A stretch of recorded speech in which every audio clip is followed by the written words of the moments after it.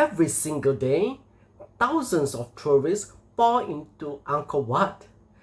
They walk across its massive causeway. They admire the fine bas-relief in its galleries.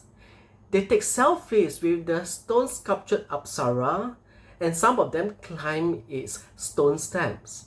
But the majority of them do not wonder why was Angkor Wat built and who built it. Hello everybody, my name is Timothy and I want to welcome you to the Asian Civilizations channel. In today's video, we are going to look at Angkor Wat and in particular the person who built it, the Khmer king whose name is Suryavarman II. Yes, he did it 900 years ago and the monument is still standing as one of the most important in Cambodia. But why did Suryavarman II build Angkor Wat? What is the purpose? What is his motivation? Well, let's dive into that.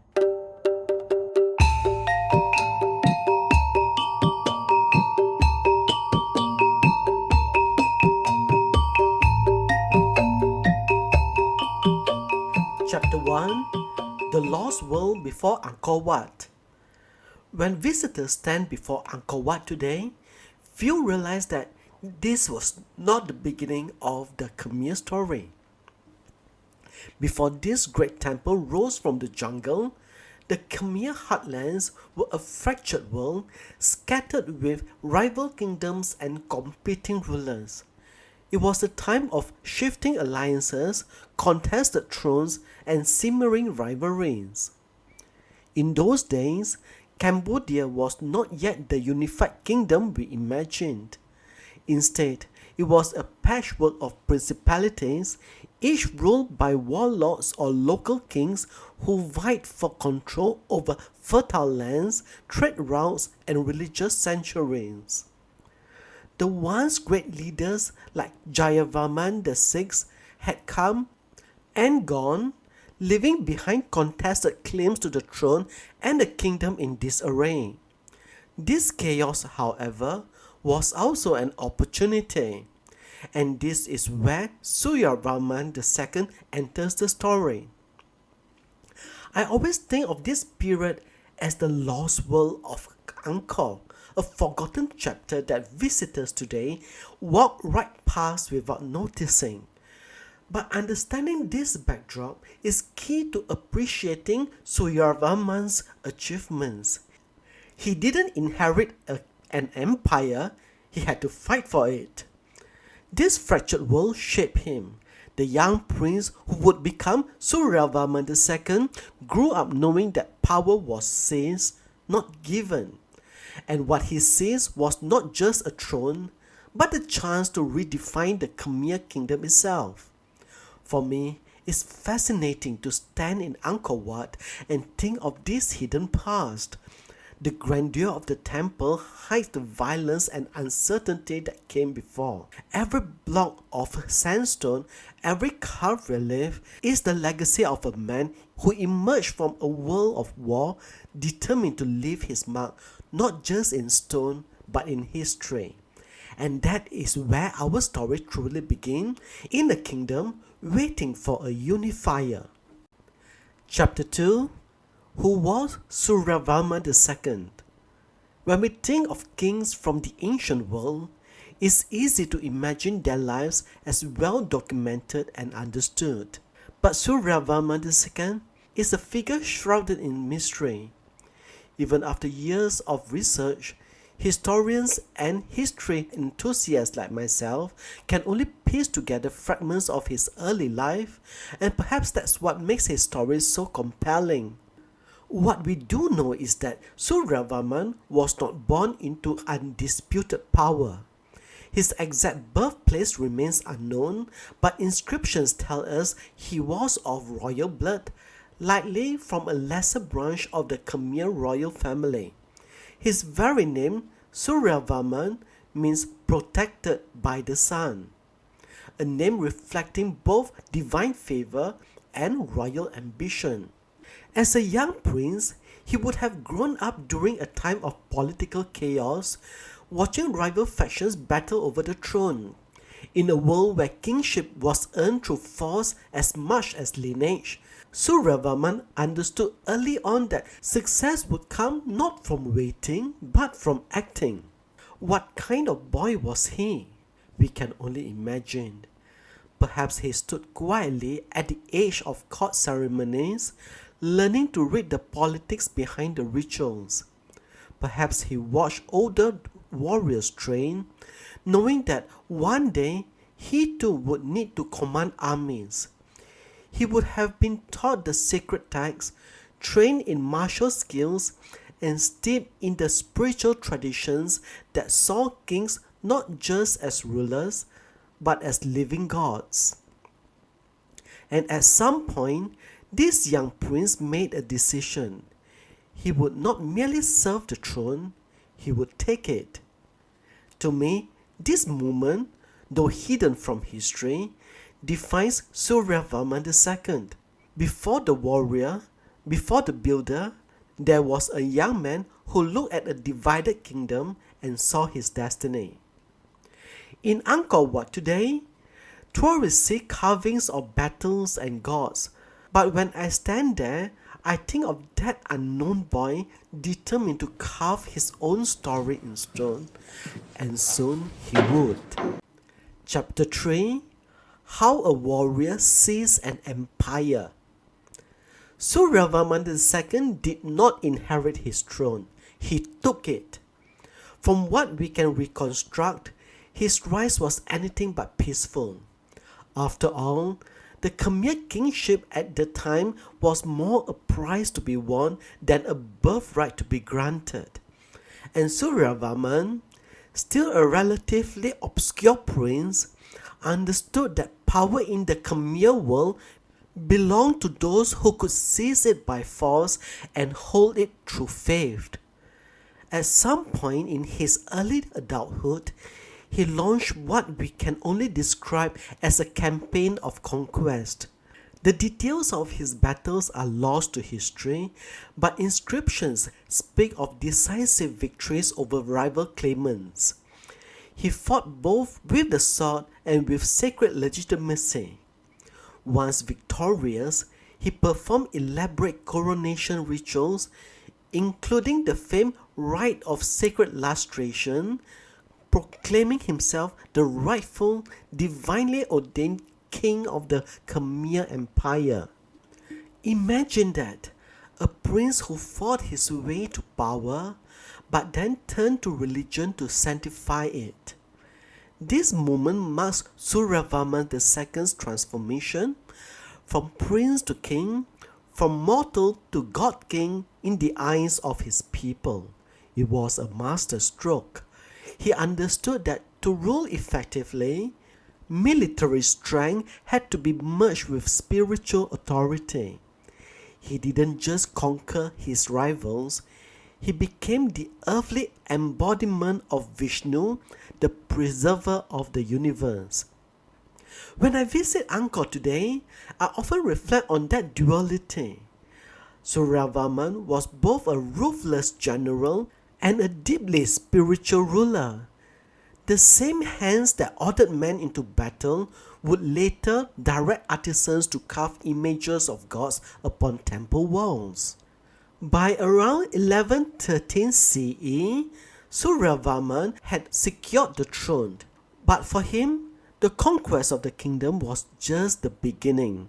His true ambition wasn't merely to rule, it was to reshape the Khmer Empire in his image.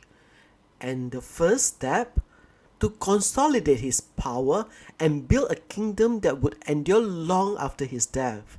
In the next chapter, we'll explore how Suryavarman II began turning his empire from a battlefield into a unified spiritual state.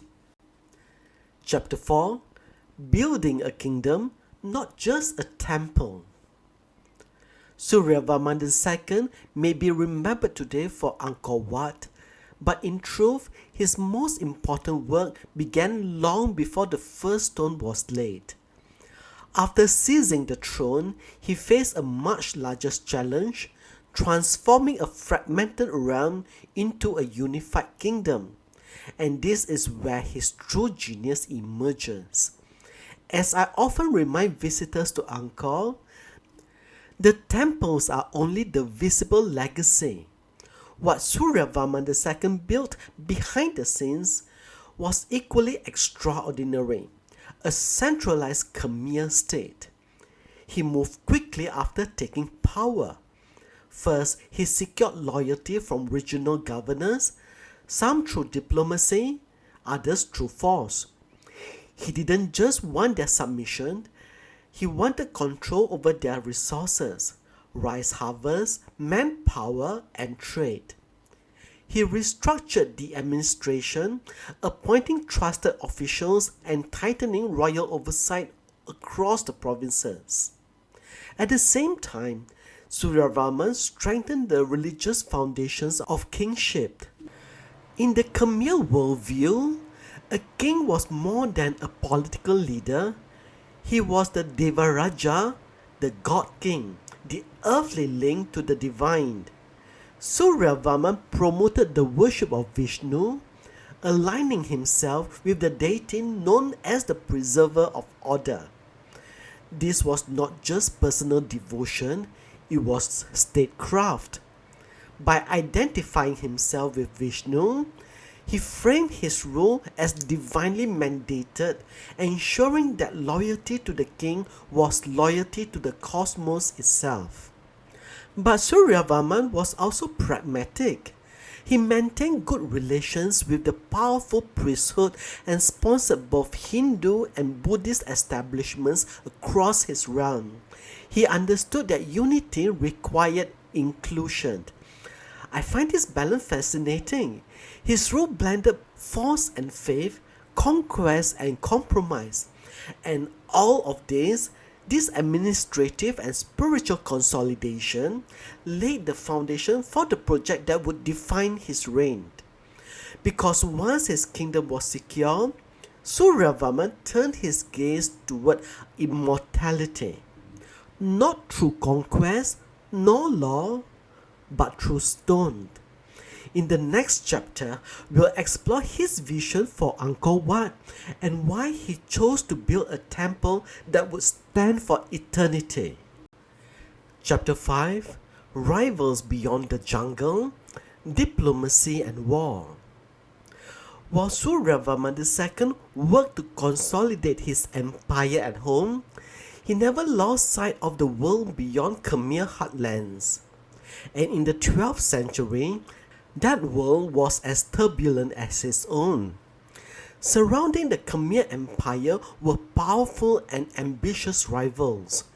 The kingdom of Champa to the east, Dai Viet in what is now northern Vietnam, and far across the sea, the Chola dynasty of South India. Each was a potential trading partner or a military threat. Suryavarman II understood both diplomacy and warfare as tools of empire. One of the most intriguing episodes from his reign is his diplomatic outreach to India. Inscriptions record that he sent ambassadors to the Chola court, possibly to secure alliances or trade agreements, or perhaps to learn from their own traditions of temple architecture and statecraft. It's fascinating to think of Khmer envoys crossing the seas, carrying gifts and letters representing Suryavarman's empire abroad. Closer to home, however, diplomacy often gave way to war. Champa, located in modern-day central Vietnam, was a persistent rival. Suryavarman launched military campaigns to assert control over Champa's territories and trade routes. The details of these wars remain fragmentary, but inscriptions hint at victories won and defeats suffered. It's a reminder that even a ruler as powerful as Suryavarman II faced setbacks. What's significant is how these external campaigns fit into his larger vision. Suryavarman wasn't seeking conquest purely for glory. controlling trade, expanding influence, and projecting power beyond the jungles of Angkor were part of his strategy to legitimize his rule both at home and abroad. When I stand in Angkor Wat today and look at the bas-relief depicting battles and processions, I think of this dual reality. While Suryavarman was building his temple, his armies were pushing out into distant lands. His reign was as much about external projection of power as it was about internal consolidation. In the next chapter, we'll turn our focus to the project that will define him not as a conqueror, but as a builder, the creator of Angkor Wat. Chapter 6. Why did Suryavarman build Angkor Wat? Every visitor to Cambodia knows Angkor Wat. Its towers appear on the national flag, its silhouette a symbol of Khmer pride. But what many don't ask is, why was it built in the first place? What purpose did this vast stone temple serve? What was Suryavarman II trying to achieve? As I explained to visitors, Angkor Wat was not just a place of worship. It was a statement, a political, spiritual, and personal declaration from a king who sought to bind his reign to the eternal. Suryavarman chose to dedicate his temple to Vishnu the Preserver. This was unusual, as most Khmer temples before had honored Shiva. By aligning himself to Vishnu, Suryavarman wasn't simply following personal devotion, he was reframing his entire kingship. Vishnu, after all, was the god who maintained cosmic balance. By identifying with Vishnu, Suryavarman presented himself not merely as a ruler, but as the stabilizer of the world, the one who would bring peace and order after years of chaos. But Angkor Wat was more than just religious devotion. It was a royal mausoleum. In his own lifetime, Suryavarman II envisioned the temple as his final resting place. Its grand corridors and galleries weren't designed for a living monarch, but for the king's soul as he journeyed to the divine realm after death. Think about that for a moment. This immense temple, the largest religious monument on earth, was originally conceived as one man's tomb. In many ways, I see Angkor Wat as Suryavarman's attempt at immortality. Stones do not decay like flesh, carvings do not age like man. By building Angkor Wat, he wasn't just leaving a monument for the gods, he was leaving a message to us centuries into the future. When I walk through Angkor Wat today, I feel that connection across time. Every wall, every tower, every sacred enclosure is a reflection of one king's desire to be remembered forever.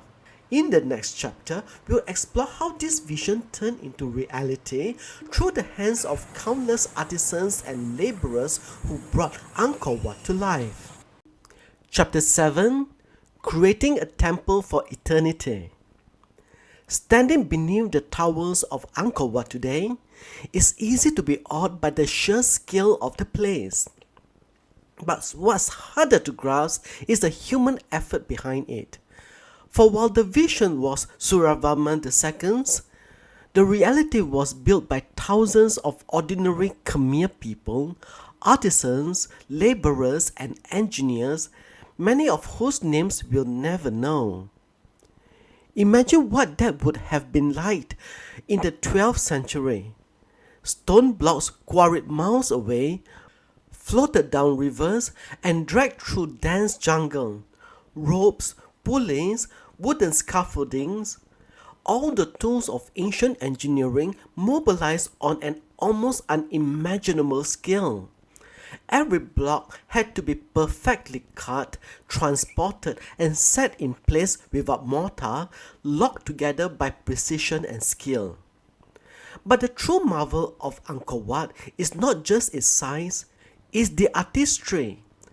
The bas-reliefs that line the galleries are among the most intricate anywhere in the world.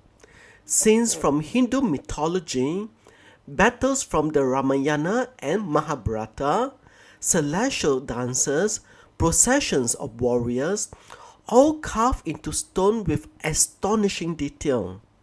Some panels stretch for hundreds of meters, yet each figure is unique, alive with movement and expression. And then there's the design itself. Angkor Wat is more than a temple, it's a cosmic diagram. Its central towers represent Mount Meru, the sacred mountain at the center of the Hindu universe. Its moats and walls reflect the oceans and mountains that surround the world according to ancient cosmology. In walking through Angkor Wat, you are quite literally moving through a symbolic map of the universe.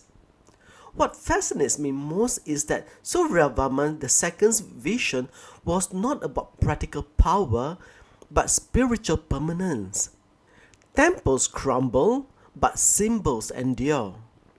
In building Angkor Wat, he sought to place himself and his empire at the center of the cosmic order. Today, when visitors walk through its silent corridors, they witness the legacy of that dream, the work of human hands guided by divine purpose. In the next chapter, we'll step away from stone and explore life in Suryavarman's Angkor, a kingdom alive with trade, ritual, and daily life. Chapter 8: The Golden Age of Angkor. When we think of Angkor, it's easy to picture only the temples, the grand stone monuments, the soaring towers. But an empire is more than its temples. Under Suryavarman II, Angkor was a living, thriving kingdom. And this period during his reign can rightly be called one of Angkor's golden ages. In the shadow of Angkor Wat, ordinary life carried on. The great temple may have been built to honor the gods and secure the king's immortality, but it was the common people, farmers, traders, artisans who kept the empire alive. Rice was the lifeblood of the Khmer Empire. Using an ingenious system of reservoirs and canals, the Khmer people managed to harvest rice up to 3 times a year. This agricultural surplus fed not just the capital, but allowed the empire to support vast construction projects, a professional army, and a priestly class that maintained the spiritual life of the kingdom. But Angkor was more than fields and farmers. It was a city of markets, workshops, and homes, built from wood, now long vanished, but once bustling with life. Traders came from across Asia, from Champa, Java, and even India, bringing spices, textiles, and ceramics. In return, the Khmer exported forest products, ivory, and gold. And at the heart of it all stood the king, Suryavarman II, the God King, the unifier of the Khmer world. His reign brought stability after years of chaos. His administrative reforms, military campaigns, and temple building projects all fed into a larger vision, a centralized empire bound together by faith and power. When I visit Angkor today, I try to imagine the noise and color of that time. The priests chanting prayers, artisans carving stone, boats unloading goods at the riverside market. A kingdom at its height, prosperous, confident, and proud. Yet even in times of prosperity, challenges lay ahead. Because beyond the empire's borders, old rivals stirred. In the next chapter, we'll follow Suryavarman II as he leads his armies once again, this time into the lands of Champa. Chapter 9: When God Kings Go to War. For all his success as a builder and administrator, Suryavarman II never stopped being a warrior. His early years had taught him that power was fragile and that even the greatest kings had to defend their legacy. And so, even as Angkor Wat rose from the jungle, Suryavarman returned to the battlefield. His main rival, the kingdom of Champa. Champa lay to the east in what is now central Vietnam. Like the Khmer, the Chams were a maritime people, skilled traders and builders with their own temples and dynasties. But geography made them natural rivals. The control of trade routes, especially along the coast, was critical to both empires. For Suryavarman II, subduing Champa was not just about prestige, it was a strategic necessity. We know from inscriptions that he led several campaigns against the Chams. His armies crossed rivers and jungles, pressing deep into enemy territory. In some accounts, Khmer forces even reached the Cham capital, though whether they held it for long is uncertain. Victory was claimed, but it was likely incomplete. And that tells us something important about Suryavarman. Despite his image as a god king, he was not invincible. His campaigns against Champa were hard-fought, costly, and inconclusive. His empire could project power far from Angkor, but it could not conquer everything. Standing in Angkor Wat today, surrounded by the serene images of gods and apsaras, it's easy to forget that Suryavarman's reign was also a time of bloodshed. His quest for dominance wasn't just played out in temples and rituals, it was fought with swords and arrows far from the capital. But whether victorious or not, these campaigns served their purpose. They reminded his subjects and rivals alike that the Khmer Empire under Suryavarman II was a force to be reckoned with. Yet even kings who wage war must one day face their own mortality. In the next chapter, we'll follow Suryavarman to his final campaign and his mysterious death. Chapter 10: The Mysterious Death of Suryavarman II. Every king, no matter how powerful, must eventually face death. But for Suryavarman II, the circumstances of that death remains as mysterious as parts of his life. What we know is this: sometime around the year 1150, at the height of his reign, Suryavarman II died. The exact cause is lost to history. Some inscriptions suggest he died during yet another campaign against Champa. Others implied he may have died quietly in Angkor, his body prepared according to royal rituals. Without clear records, historians can only speculate. For me, this uncertainty is haunting. A king who left behind one of the most enduring monuments in human history, yet whose final moments are veiled in silence. His death marked a turning point. With Suryavarman gone, the empire entered a period of instability.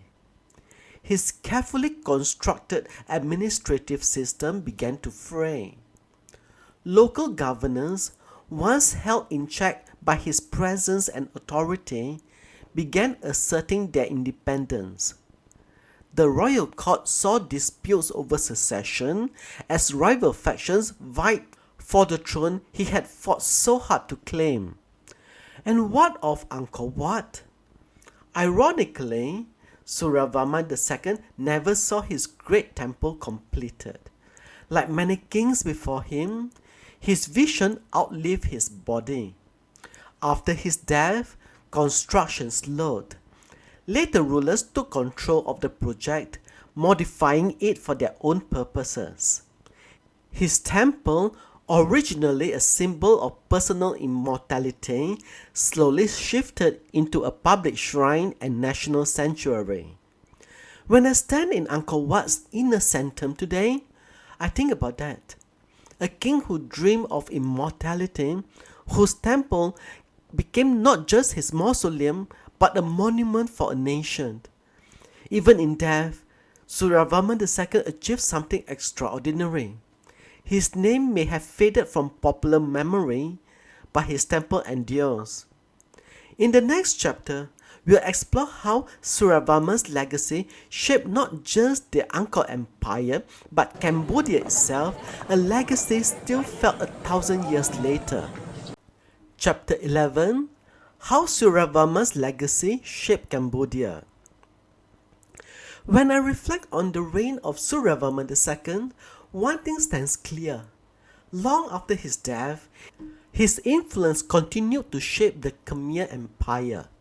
In fact, much of what we associate with the grandeur of Angkor today was built upon the foundations he laid. His legacy, of course, is most visible in stone. Angkor Wat itself stands as the ultimate expression of his vision, not just as a place of worship, but as a symbol of power, cosmic order, and royal legitimacy. Later kings, including Jayavarman VII, would draw inspiration from his example, building temples of their own, but none would eclipse the skill and ambition of Angkor Wat. But Suryavarman's influence was more than architectural. He redefined kingship itself. By presenting himself as Vishnu incarnate, the preserver of the world, he shifted the Khmer understanding of rulership. Kings before him had claimed divine favor. Suryavarman claimed divine identity. This concept of the God King or Devaraja would endure long after his reign, becoming central to the political and religious life of Angkor. Economically, his reign marked a shift of stability and expansion.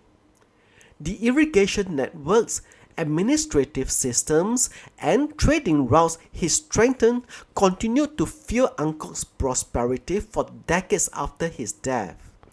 And yet, there's a paradox. For all his achievements, Suryavarman II faded into relative obscurity in Cambodia's historical memory. His successors took the spotlight, particularly Jayavarman VII, whose reign came to symbolize the empire's peak. Perhaps it was because Suryavarman's wars ended without conclusive victory. Or perhaps because his temple, dedicated to Vishnu, stood apart from the later Buddhist landscape. But in modern Cambodia, that has changed. Today, Angkor Wat, the temple he conceived, is the national symbol. It appears on the Cambodian flag, on currency, and in the national consciousness. Whether Cambodians realize it or not, they carry Suryavarman II's legacy with them every day. In the next chapter, we'll trace how Angkor Wat itself transformed from royal temple to a national icon, from forgotten sanctuary to a monument for the world. Chapter 12: Angkor Wat, from forgotten temple to national symbol. After Suryavarman II's death, Angkor Wat began a long, silent transformation. Originally conceived as his personal temple and mausoleum, it soon became something larger. As the centuries passed, it shifted from a Hindu sanctuary dedicated to Vishnu into a Buddhist temple, reflecting changes in Khmer religious life. This adaptability from one faith to another helped ensure Angkor Wat's survival even as other temples fell into ruin. But history is never kind to all monuments equally. When the Khmer Empire itself declined in the 15th century, Angkor Wat was never truly abandoned, but it was forgotten by the outside world. Slowly, the jungle crept closer. Local monks and villagers continued their quiet worship, but for the Khmer people, the grandeur of Angkor became more memory than reality. That changed in the 19th century when French explorers, scholars, and archaeologists rediscovered Angkor Wat and began to reveal its scale to the wider world. Restoration efforts began. Travelers from across the globe came to marvel at its towers. What had once been Suryavarman II's royal temple was now a global heritage site. And today, Angkor Wat is more than a temple. It is Cambodia's national symbol. It appears proudly on the national flag, the only flag in the world to feature a building. It represents not just ancient glory, but modern resilience. For a country that has faced wars, colonization, and hardship, Angkor Wat stands as a reminder of past greatness and future hope. When I walk through Angkor Wat today, I see more than carved stones and silent halls. I see layers of history from Suryavarman II's original vision to centuries of devotion to the footsteps of tourists from every corner of the world. This is the temple of a god king, yes, but it's also a temple for a nation. And so Suryavarman II's legacy endures, carved in stone, remembered in spirit, and carried forward into the future. In the epilogue, we'll reflect on what his story means for us today and why the rise of Angkor still matters in our modern world. Epilogue. When I stand beneath the towers of Angkor Wat, I'm reminded that history is not just something we read about in books. It's something we can touch, something we can walk through. And Angkor Wat, this vast, silent temple, is one of the greatest reminders of that. Suryavarman II never knew what his temple would become. He built it to honor the gods, to house his soul, and to project his power into eternity. Yet today, Angkor Wat belongs not to a single king, but to an entire nation and to the world. For me, the story of Suryavarman II is not just about a king who built a temple. It's about vision, about ambition, about the desire to shape something that outlasts a single lifetime. His reign reminds us that behind every monument, behind every empire, stands a human being, a man who rose from obscurity, seized power, unified a fractured kingdom, and left behind a legacy that continues to inspire. As visitors from around the world walk the galleries of Angkor Wat today, few will know his name, but every stone they pass, every carving they admire is part of his story. Suryavarman II's empire may have faded, his name may have slipped from common memory, but his vision remains, carved in sandstone, rising from the Cambodian plain, reaching toward the sky. And in that sense, the God King did achieve immortality. Thank you for joining me on this journey through the life and legacy of Suryavarman II and the rise of Angkor. If you enjoyed this video, please give it a like so that YouTube will show it to more people. And until next time, this is Timothy signing off.